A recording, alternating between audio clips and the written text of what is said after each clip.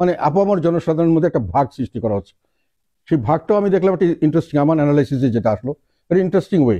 সেটা হলো যে ফেসিবাদ বিরোধী বলতে তারা বুঝে বলি এগুলো তাদের কাছে পছন্দ হয়, এই কথা আমাদেরকে অনেকেই জানাচ্ছে যে আপনার যে সত্য কথা বলেন এটা অনেকেই বলছে না। অনেকে আজকাল পরিস্থিতি পরিবেশে আপনি আগেও আমি যখন শেখ হাসিনার সরকারের আমলেও আমি সত্য কথাগুলি, খুব কঠিন সত্য কথাগুলি বলতাম, অনেক ঝুঁকি নিয়ে বলতাম।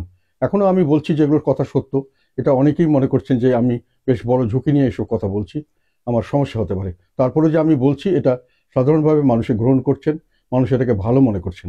অফকোর্স ঝুঁকি তো একটা আছেই। বিভিন্ন ধরনের মিথ্যা মামলা আমাদের নামে প্রচুর দেওয়া হচ্ছে এবং আমাদের নেতাকর্মীরা যারাই কিছু সত্য কথা বলতে চাচ্ছে, যারাই সত্যিকার অর্থে স্বাভাবিক রাজনীতি করতে চাচ্ছেন, স্বাভাবিক সুষ্ঠু রাজনীতি নিয়মতান্ত্রিকভাবে, সেখানেও আমরা বাধাগ্রস্ত হচ্ছি এবং নানান রকমের হুমকির সম্মুখীন হচ্ছি।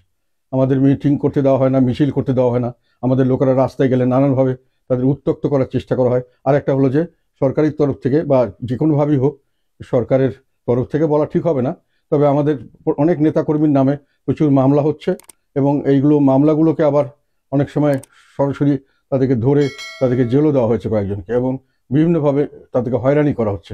তাদেরকে সঠিকভাবে মানে আমরা মানে যে কোনো বিষয়ে আমরা একটা মনে করছি যে আমাদের লোকজন মনে করছে যে আমরা ঝুঁকিতে আছি, আমাদের বৈষম্যের শিকার হচ্ছে আমরা।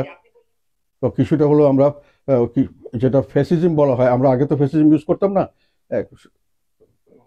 এটা বলতাম আমরা একনায়কতন্ত্র অথবা যেটাকে বলা হয় টোটালিটারিয়ান রুল, সেই রকমেরই ঘটনা। এখন এটা ফ্যাসিবাদী বলা হয়। আমরা কিছুটা হলো ফ্যাসিবাদের শিকার বলে আমাদের ধারণা হচ্ছে। হুমকি তো এখন সবাই দিচ্ছে বলে মনে হয়, বিভিন্নভাবে ফেসবুকে দিচ্ছে, বাইরের বিভিন্ন জায়গায় আমাদের লোকদেরকে, এমনকি সরকারি কর্মকর্তাদের মধ্যেও আমাদের সম্পর্কে বিভিন্ন ধরনের কথা, আমাদের রাজনীতি করা ঠিক না, আমাদের রাজনীতি করতে তারা দিবে না, আমাদেরকে যে কেউ যদি আমাদের হয়ে কাজ করতে আসে তাকে বাধাগ্রস্ত করাবে, এটা সরকারি কর্মকর্তারা বলছেন, আইন শৃঙ্খলা রক্ষাকারী বাহিনীর লোকরা বলছেন। তারা একেবারে দলীয় নেতাকর্মীর মতো কথা বলছেন এবং আমাদের বিরুদ্ধে তাদের অবস্থান দেখাতে চাচ্ছেন যে কোনোভাবে হোক।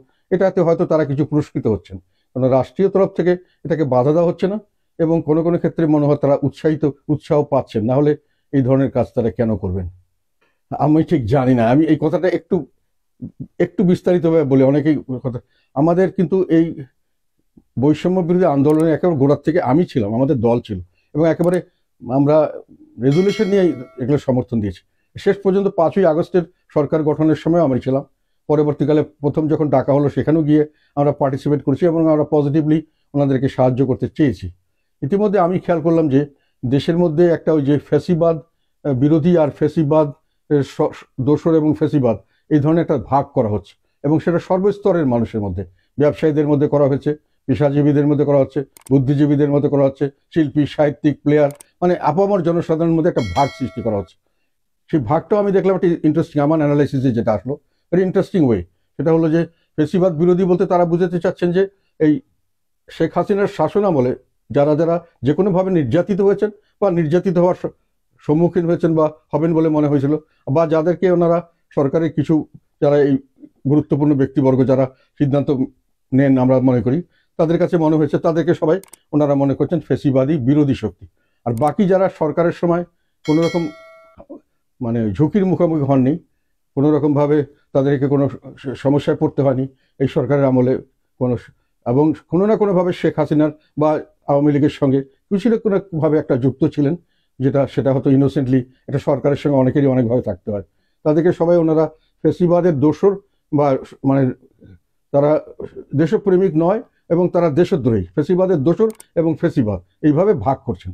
এবং এটা প্রায় আমি দেখলাম যে অর্ধেকের চেয়ে বেশি ভাগই হয়ে যাচ্ছে যারা ফেসিবাদের দোসর এবং ফেসিবাদ। তো আমরা ততক্ষণ পর্যন্ত ছিলাম। পরে হঠাৎ করে যখন একটা ডাক দেওয়া হলো, মনে হয় 4 ডিসেম্বর, যে সবাইকে মিলে জাতীয় ঐক্যের ডাক, সেখানে দেখলাম যে আমাদেরকে বাদ দেওয়া হলো। তখন বাদ দিয়ে যে করা হলো, তখন ঘোষণা দেওয়া হলো যে আমরাও ফেসিবাদের দোসর বা ইত্যাদি। এই কারণে আমাদের তারা, এর আগে থেকে কথাটা শুনছিলাম কিন্তু অফিসিয়ালি তখন আমরা জানতে পারলাম এবং আমাদেরকে সবকিছু থেকে বাদ দেওয়া হলো। সংস্কারের যত রকম আলাপ আলোচনা, আমি তো সংস্কারগুলো খুব জোরে সোরে করছিলাম এবং যেহেতু আমার অভিজ্ঞতা, আমার সমসাময়িক আর রাজনীতিবিদদের মধ্যে আমার মতো বাস্তব অভিজ্ঞতা খুব আমার মনে হয় খুব কম লোকেরই আছে। আমি একেবারে পার্লামেন্টে প্রায় বেশ 25-28 বছর থেকে বিভিন্ন সময় পার্লামেন্টের বিভিন্ন কমিটিতে ছিলাম, মিনিস্টার ছিলাম, বিরোধী দলে ছিলাম, বিরোধী দলের নেতা ছিলাম, উপনেতা ছিলাম। তার আগে আমি সরকারি চাকরি করেছি 25 বছর, বিভিন্ন গুরুত্বপূর্ণ দায়িত্বে ছিলাম, দেশে করেছি, বিদেশে করেছি।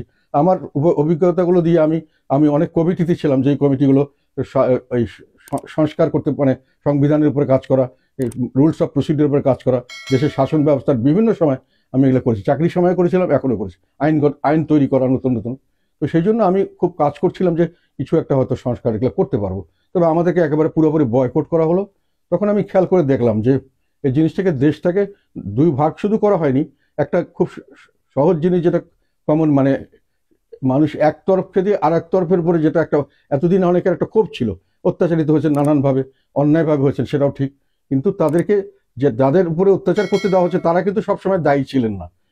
এই দোষর বলা হচ্ছে যাদেরকে, বা যাদেরকে ফেসিবাদ বলা হচ্ছে, তারা সকলেই সবসময় দায়ী ছিলেন না। কিন্তু যাকে তাকে এরকম করার সুযোগ দেওয়া হলো, ফলে দেশে একটা অত্যাচারিত গ্রুপ, একটা অত্যাচারী গ্রুপ দাঁড়িয়ে গেল, সামনে সরাসরি দুটো ভাগ হলো। এখন এই ভাগের মধ্যে আমাদেরকে দিয়ে এটা একেবারে 16 কলা পূর্ণ হলো, দেশ সম্পূর্ণ ডিভাইডেড। এবং সেইখানেই আমার প্রশ্ন আসলো যে এখন আমরা সংস্কার করতে যাচ্ছি, এই সংস্কারগুলো তো জাতীয় ঐক্যমতের ভিত্তিতে করা উচিত, না হলে তো এগুলো গ্রহণযোগ্য হবে না।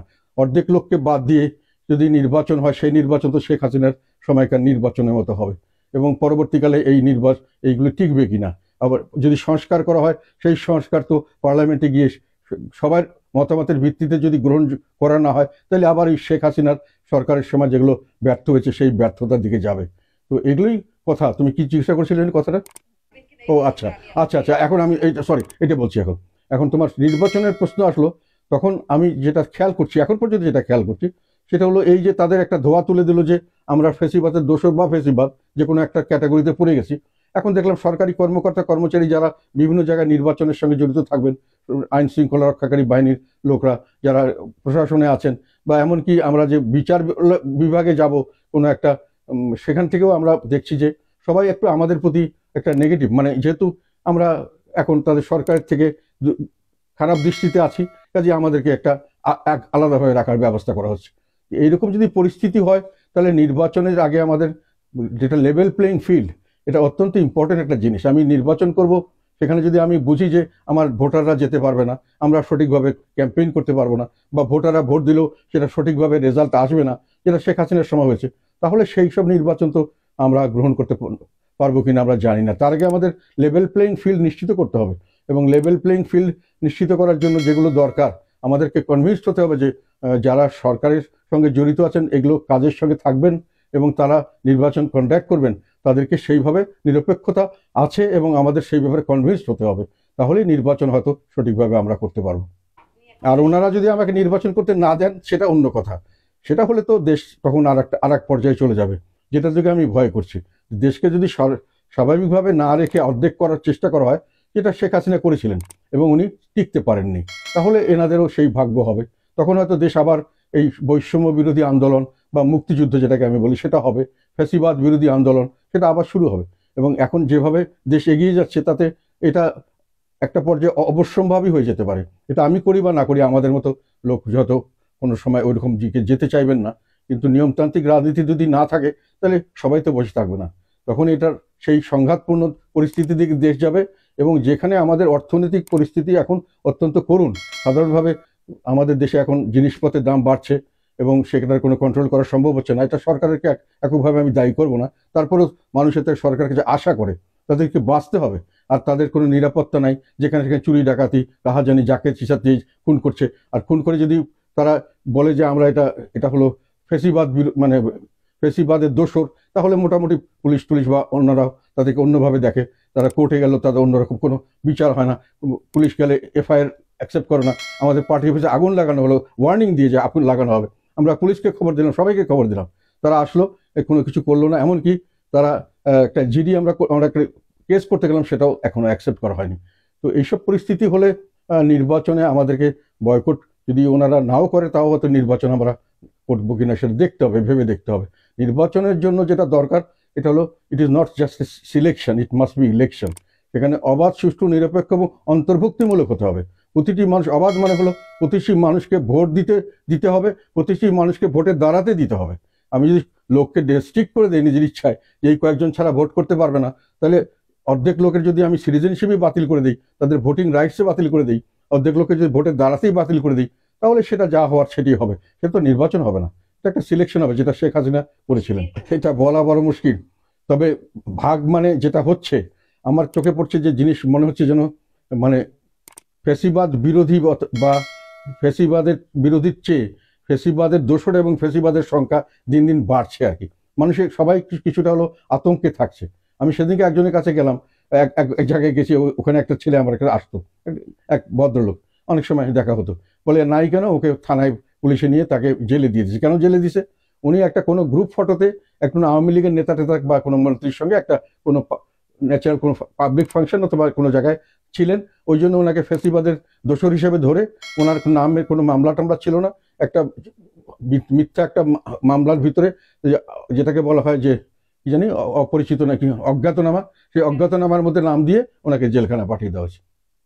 তো এই ধরনের হলে এখন কে কোথায় কোন সময় জেলখানায় যাবে এটা না বুঝতে পারলে আস্তে আস্তে তো সংখ্যা বাড়বেই। ফেসিবাদের দোসর বা ফেসিবাদ বা নিজে ফেসিবাদ এই ধরনের মানুষের সংখ্যা এনারা বাড়াচ্ছেন আর কি।